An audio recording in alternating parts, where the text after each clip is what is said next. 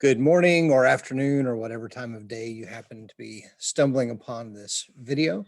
I am Tim Rush and this is Trent Taylor, and we're both ministers at Memorial Drive Church of Christ. And this is generally Jason and Thornton and I discussing the sermon from the weekend, but Trent was the one that preached this weekend. Trent is our youth minister, and yesterday was dedicated to our graduating seniors.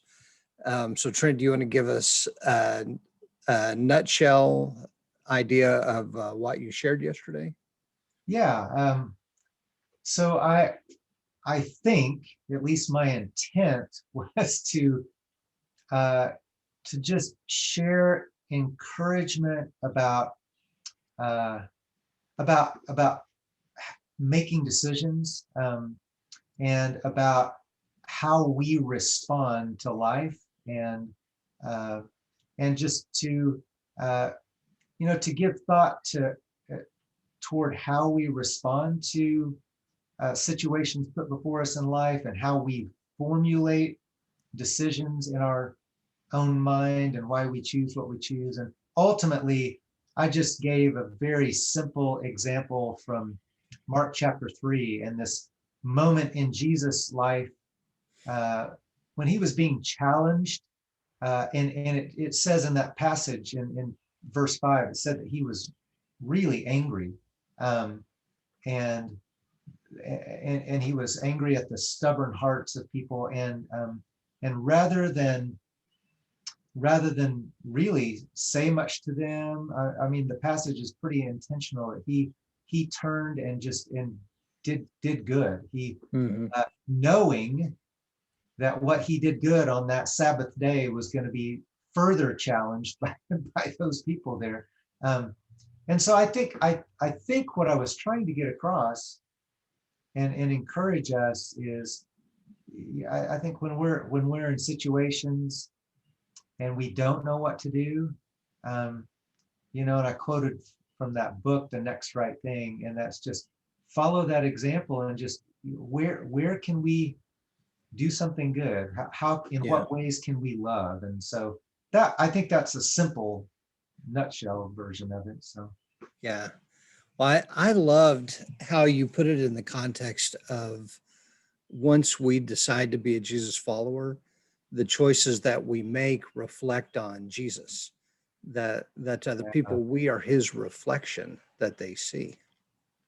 Yeah. And I think I know that we all know that, but it's also something that is easily forgotten. And I think that the problem goes back centuries into how maybe, how Greek thought versus all the different forms of thinking, and the great thinkers throughout the centuries, how they have viewed human life, and how some people have separated body and spirit, and others have viewed them as one and the same, and inseparable. And so I think we easily compartmentalize our life into faith life and regular life, and romantic life, and my personal recreational life. And when we do that, if we compartmentalize just into two separate things, if we separate body and soul, or body and spirit, then that allows us to behave one way and profess another thing. And so It struck me that, like, I don't know if there's a doctrinal buildup around it, but it just seems like, as you were saying it, like, oh, this ought to be common sense. Like, we know people that, and I don't say we as in you and I mean, just in general, everybody probably knows somebody who will say, I will never go to church X again because, and then they name people. Like, it's sometimes people are angry with God. but most often it's how they've been treated by other Christians. Yeah, I man, I don't know how blunt to or how offensive to get here. But I think a lot of us, I think we look for ways to justify our feelings. Yeah. And all of us. And so if I feel a certain way, you know, if there's something I don't like about a restaurant, or whatever, I find you know, something to back up how I feel about that. And it may be one thing. And I'm like, well, see there, I told you that, you know, there's the reason not to like that place. Yeah. But on a spiritual level, then it starts getting pretty serious.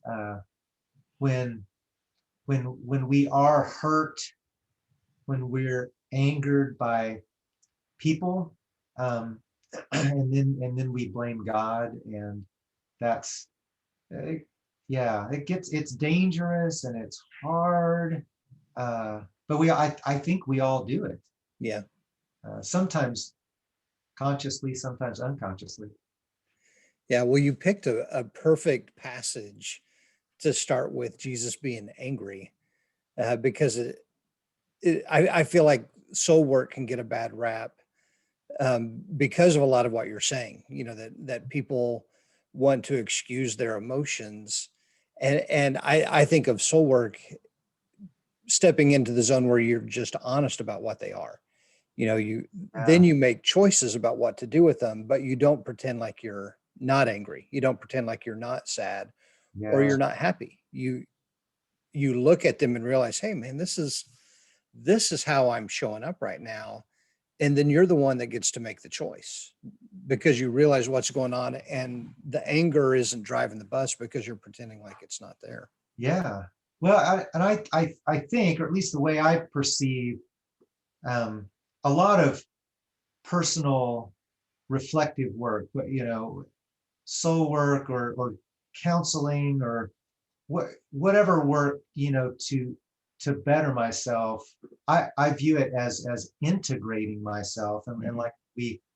like I mentioned a minute ago, when we start to compartmentalize, that's when the wheels start falling off the bus. Yeah. And that's when I allow myself to hurt others, to blame God.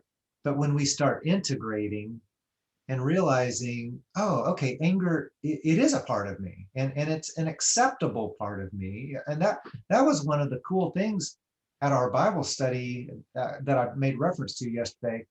The teens were having a Bible study, and so many of them commented about how comforting or what a relief it was to see in that passage, oh, Jesus was Mm. angry, and that was okay. Yeah. And then, you know, and then right there we see how he took that anger and behaved appropriately. You know, he integrated it with who he was. And as God, you know, the nature and character of God is love. And so he integrated that anger into into who he was, and he loved someone. And so that was what was so cool to me, was to hear them say that it just gave them relief, Yeah.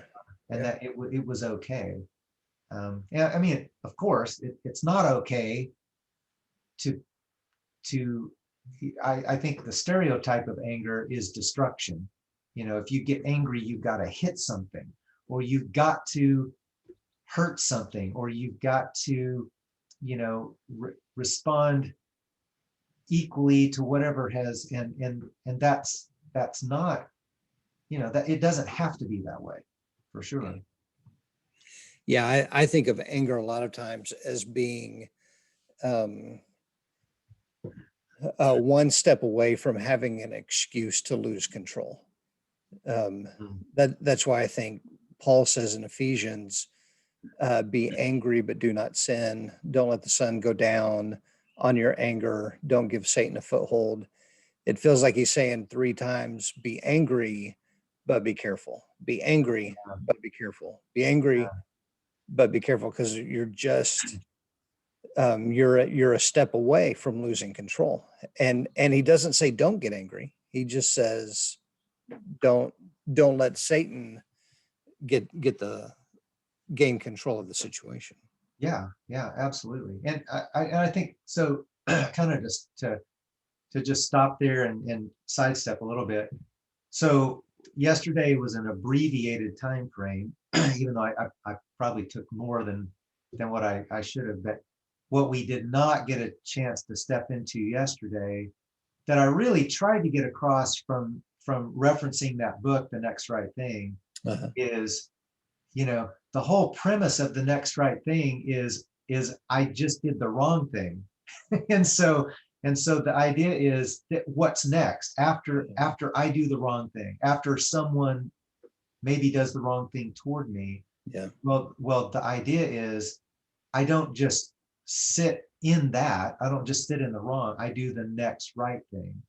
And even if I don't, even in that moment, if then I do another something that's not the right thing, then there's always the grace available to, 2, 3 steps down the road, then do the Yeah. next right thing. And that, to me, that was really kind of the goal and intention, was to free us up, because we're we're going to make mistakes. We're not going to behave like Jesus in every Yeah. situation, in every moment. It's just not going to happen.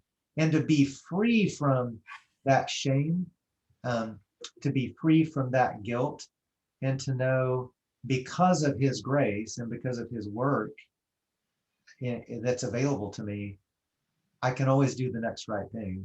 I can always step back in alignment there. And so that, maybe most of all, that's really what I hope that somebody Yeah. took away, for sure. I remember hearing that, like, I don't remember the context of, because you just did the wrong thing necessarily, but I did hear Yeah, you say clearly, sometimes the next right thing is taking ownership for what you did just do. So that would yeah, yeah, be a good. part of that. Yeah, for sure. Well, so you've gone into this a little bit already, but talk about, why did you go that route yesterday? Um, that's a good question, and I honestly, um, so a lot of, especially sermon preparation, and especially when I'm not involved in a series and I Mhm. have a one-off thing, like yesterday, it stems from just random moments and random thoughts. And Mhm. so, as I mentioned, I was mowing the lawn one day and I had this thought that, um, you know, we can choose different. We can make a choice, like I had been living the consequences of that one choice I made years ago about how to mow my lawn. Uh, It's very silly, but it's important. And then in that moment, I was like, I don't have to do this. I can choose a different path. I can make a different decision.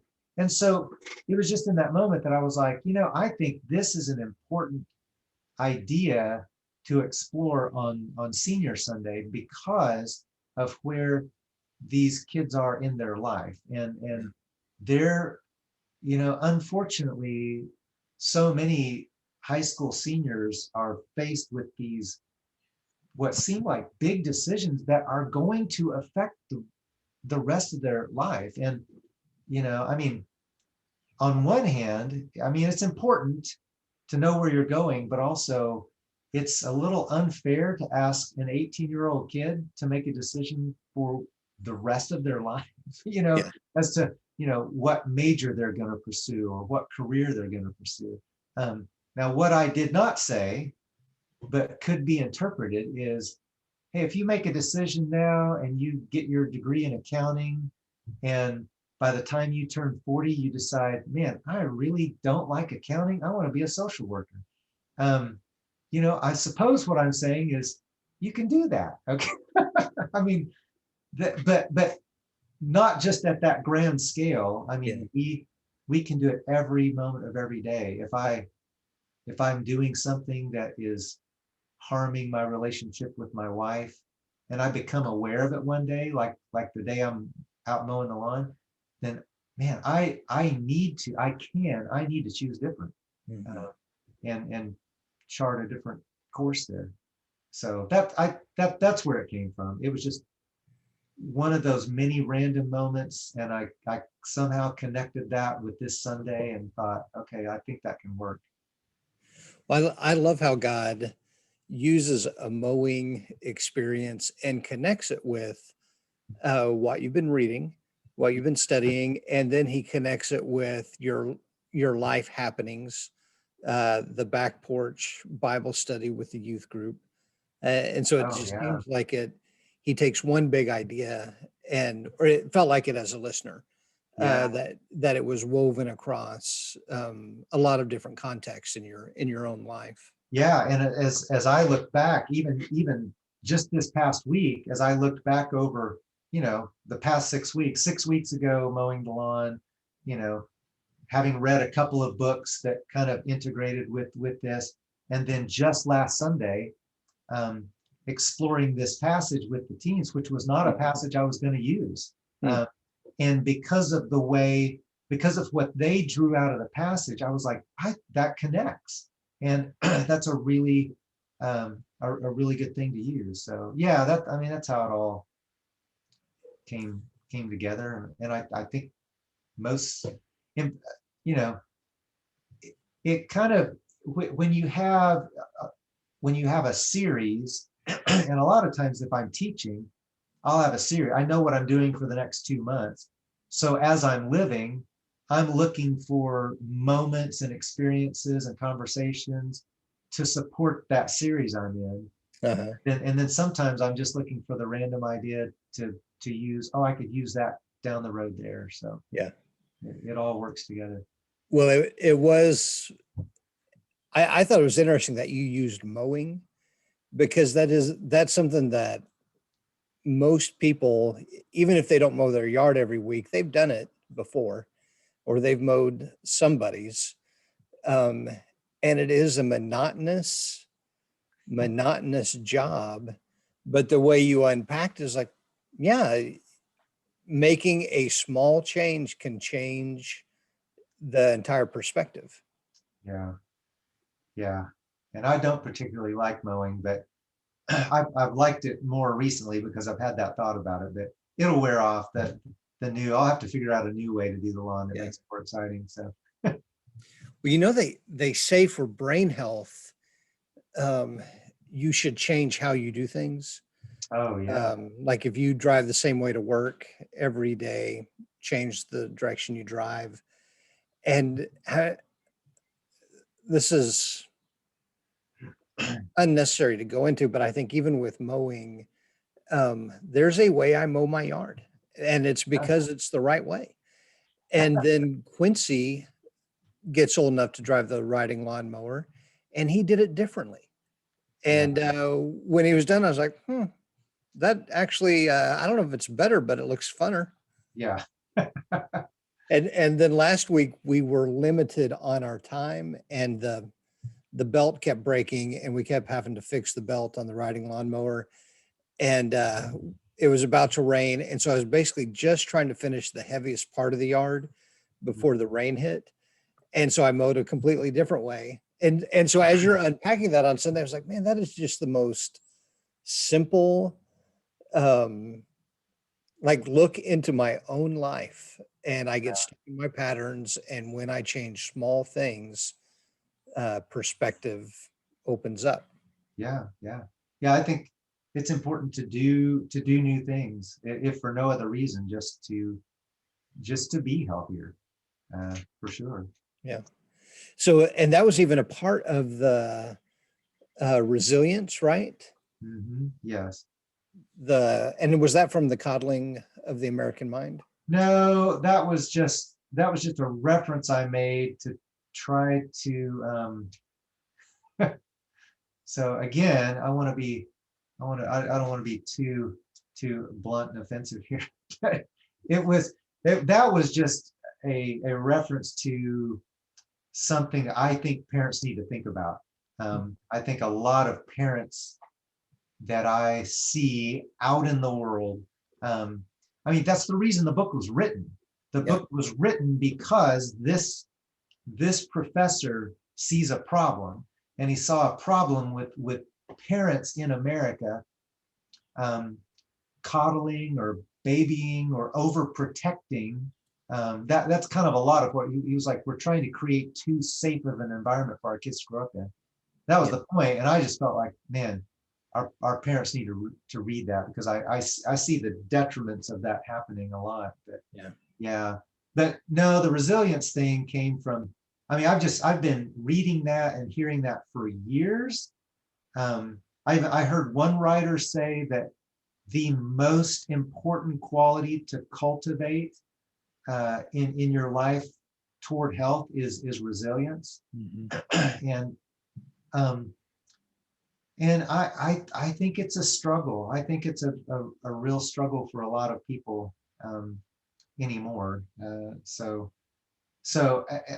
then of course, when I read that article from the American Psychological Association, I'm always looking for how things align. And I was like, man, those suggestions line up with following Jesus, with what God has called us to be a part of in his body. Yeah. And so I was like, okay, that's good. And then, supporting that with James chapter 1 about that attitude of finding joy in trials and difficulty. And so, yeah, I think it's very important, and it can be hard to cultivate, but we have to, I think. Yeah. Well, I thought it was fascinating when I went back down and wrote down the 4 points for developing resilience. Resilience or resiliency? Which do you develop? I would have to go do some linguistic study there, whatever, if that's the right word. So then I started writing down what is Memorial's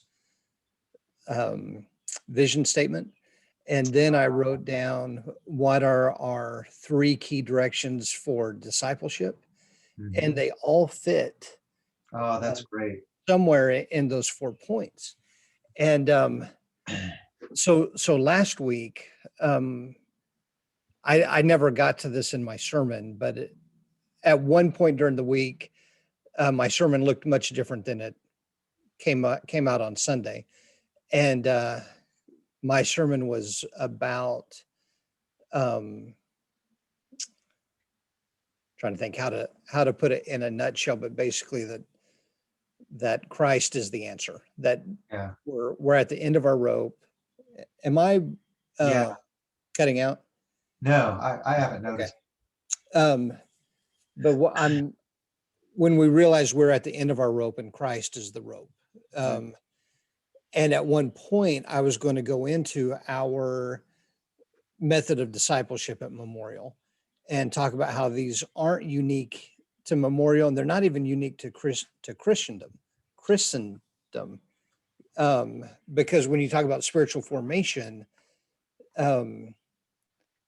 like you mentioned yesterday, the mindfulness, practice mindfulness, and that is prayer, meditation, and avoiding negativity.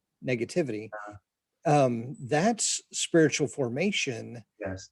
And if you leave it, like you could leave it on one level, like if you take prayer out of that, you have spiritual formation without Christ. But any of those things, including meditation and including avoiding negativity, when you put Christ into those, it's a different, it takes you to a different place. Yeah. Well, the whole article that was published by the APA, was not written from a Christian perspective or even a faith perspective.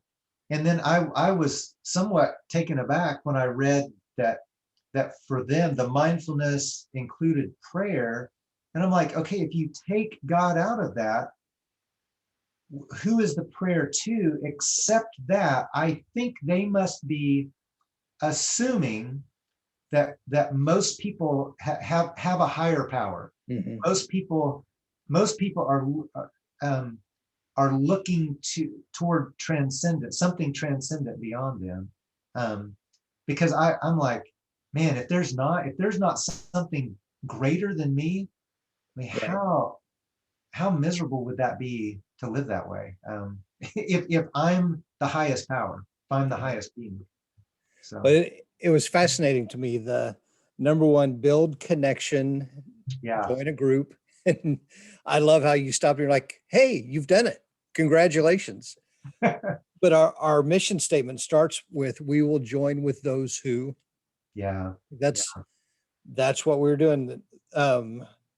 Then I think as far as the discipleship factor goes, soul work, so much of it is joining with. So much of it is um, you can do some soul work practices on your own, but I don't think it's the same thing. Like Yeah. when you join with somebody, like I really think that the soul, when uh, when it talks about Jonathan and David and how their souls were knit together, like Mhm. I really think that that's where we go to find out what is the soul about. It's that Well, part of us that connects. yeah, I got such a clearer picture of soul. Our winter retreat with the youth, our theme was soul. Hmm. And so Nathan and I spent months studying, okay, what is the soul? How, because I think a lot of people don't know. Yeah. And it's the sum total of us. I mean, it is who we are collectively, and so the social aspect of me, it is part of my soul. And so you can't talk about the soul without also including my relationships, relationships, that it is part of my soul.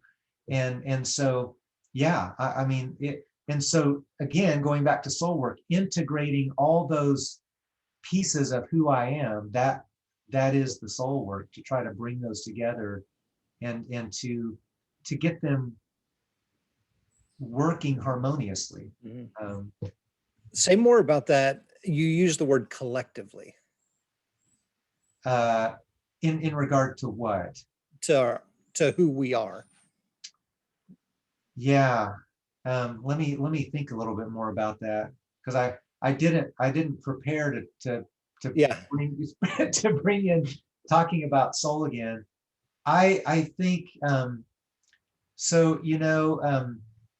I think body, mind, heart, uh, all of that, and more, relationships comprises our soul.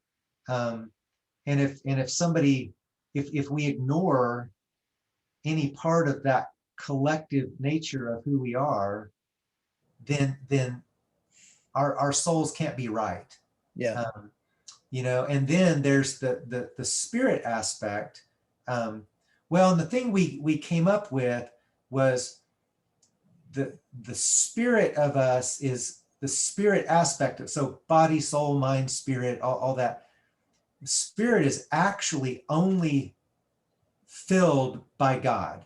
And that is that aspect of our nature. It answers the question, what is my connection with God? That when I refer to spirit, so there either is no connection or there is connection. Mhm. Um, and so what we found, one writer, what they said that was so good is that our soul is a magnifier. Hmm. And so our soul, which is, if you look at, I'm not saying someone has to, but if somebody views the soul as the collective of who we are, that our soul magnifies whatever we're focused on. And so if I'm focused on my work, then as a person, my soul is going to magnify my job. If I am if I am overly focused on any particular pursuit, you know, and that's all I talk about, I live, breathe, whatever that activity is, then that's probably what my soul is going to magnify. Yeah. But if my spirit is connected to God, and if his Holy Spirit is filling that space in me, and the sum total of my being, because I think once we're connected to God, that flows through everything else. It flows through my relationships, my work, my my fun activities, whatever I do, and as we know, then I magnify him. And so one of the things we referenced was the Magnificat, the prayer of Mary, where she says, "My soul magnifies the Lord." And so anyway, that was just, and we only had like a 24-hour retreat to explore all that, so we didn't dig very deep. But anyway, And I would like to get your notes if that's possible. yeah. I've been drawn to the passage, love the Lord with your God with all your heart, soul, mind, and strength. Yeah. And I, I've been thinking about doing a class on Jesus, Carl Jung, and the Enneagram, Uh, and talk about where they intersect at that verse. But when you were talking, I was thinking about Jesus saying in the Beatitudes, blessed are those. Oh, how does he say it? Blessed are those with the pure heart, for they will see God. Am I quoting that right, or am I combining some verses? I can't remember which one that is now. I feel like I'm combining something out of Titus while I'm saying that. I cannot come up with anything on the spur of the moment. Yeah. So that's Just dropped my book. One moment. Dropped my book and my reading glasses. All right. yeah. Okay, so give me just a second.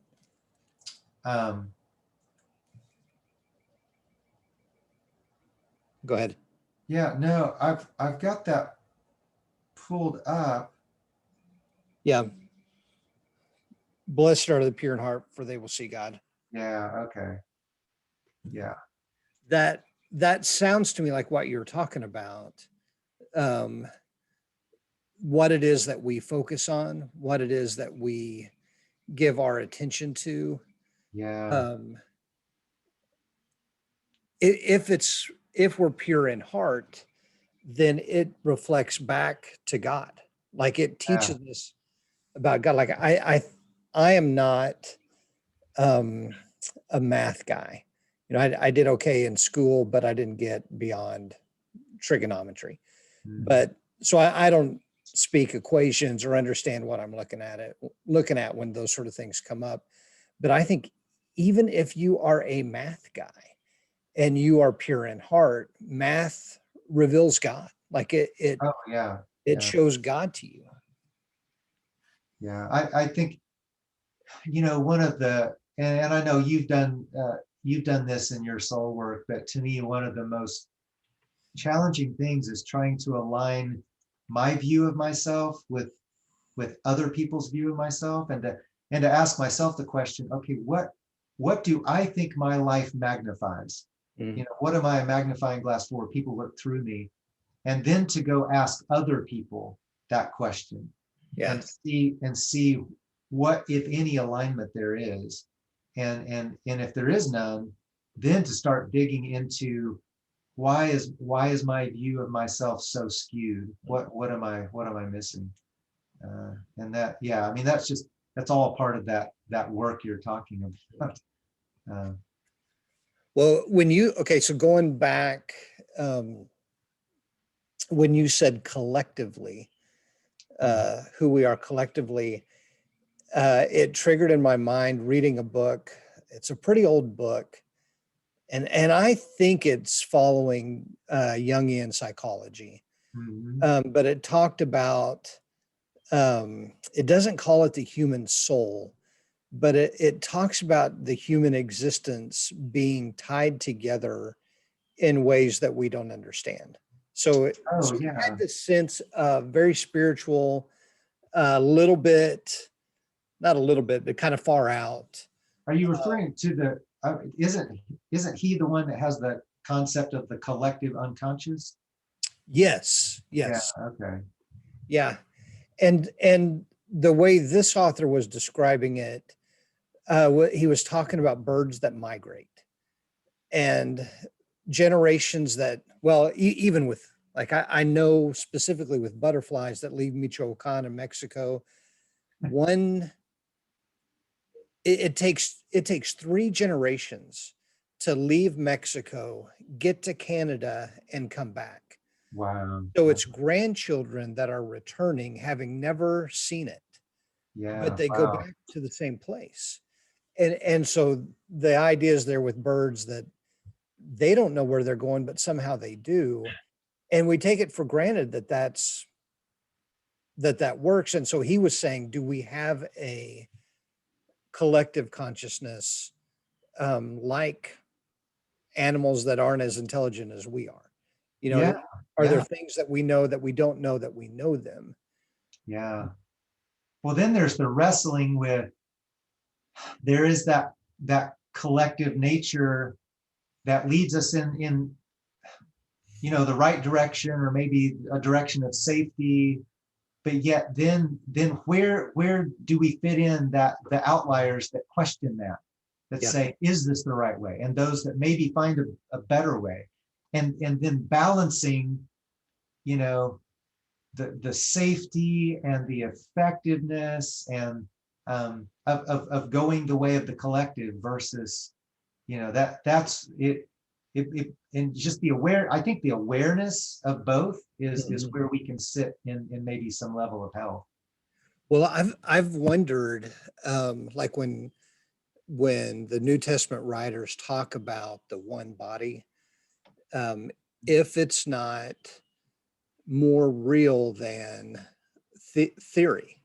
If, Yeah. like, even at the resurrection, when Paul says basically we're what we see now are seeds that will be glorified comparatively like a seed to a tree, you know, would, and this is unimportant right now. So it doesn't matter if you agree or disagree, because it doesn't matter. But could heaven be that we are all one body, like we really are? And I think we can even see it in churches. I remember when the DISC was popular, the Yeah. DISC Yeah. personality test. I noticed that different churches seem to have different personality types. Like, Oh, the ones that I was more intimate with, I could tell, man, this church is a D and this church is an I. So why is that? It just started making me wonder, is even that idea of the one body, is there more of that collectiveness when it gets to the connection of our souls? yeah. I think I don't know that we can know that and see that in this in this level of existence. I think on the other side we'll see it well, but Yeah. yeah, I think you're onto something for sure. So, yeah, so just going back to resilience, build connection, join a group, practice mindfulness, find purpose and meaning, um, which I think that gives, I mean, that makes your life worth living when you Yeah. find purpose. And And people who don't have Christ, like it even gives, they can find meaning in their life when they find a purpose in serving others. But then how much more when you put Christ in the middle of that? Yeah, I think the key is finding purpose and meaning outside of yourself. Hmm. Because if the purpose and meaning is within, then it's not, and it that will never fulfill. Yeah. So Well, yeah. So uh, when I preached last week, I made the point of, and I was speaking to a very specific context, but saying if you claim this is of Christ and it's not about dying to yourself, mhm. then you got to stop saying that this is Christ's movement. Yeah, exactly. And then that's why you lack resilience. If everything is about, if purpose and meaning is about me, then everything is Yeah. an attack on me. Everything that goes wrong, every loss, it's all about me. Um, and so that's where people do not cultivate resilience when unless life is transcend unless it is something beyond me. Yeah. So that's why it's so important. I can't hear anything you say just now. I don't know if you can hear the airplane Yeah, coming in. it'll be coming over me in just a minute. Yeah. Yeah. That when you put it in terms of resilience, um, it's impressive because if our plan is to die on our cross anyway, then the frustration and the difficulty, it's not a surprise. Yeah, Hey, that's what I was headed to do anyway. You're just offering it for me maybe before I was prepared to make that decision. yeah, that's good. Yeah, and then the final one was enhance your own well-being by embracing change. Yeah, I I just think our spoken message of following the cloud, that yeah, that is not about security. That is about the cloud moves where the cloud moves, and if we aren't open to change, then we're going to have a hard time picking up our tents and moving with him. And so was that followed with enhance own well-being by embracing change, maintaining hope, and learning from the past? yes, yeah, Okay. yeah, yeah. You got it well there. Yeah, I think the maintaining hope. Um, I think again, when our perspective on life is not all from within, um, if it's something out there, then there can be hope. But when we fail ourselves, which we're going to do, that's easy to lose hope there. Yeah. So yeah, I thought I read through that, and I know there was no intent of pointing people to a life of faith, but I thought, man, that is what that is all about. And again, it goes back to the order and nature of creation, Hmm. and all of creation cries out toward truth. I mean, Romans chapter 1 tell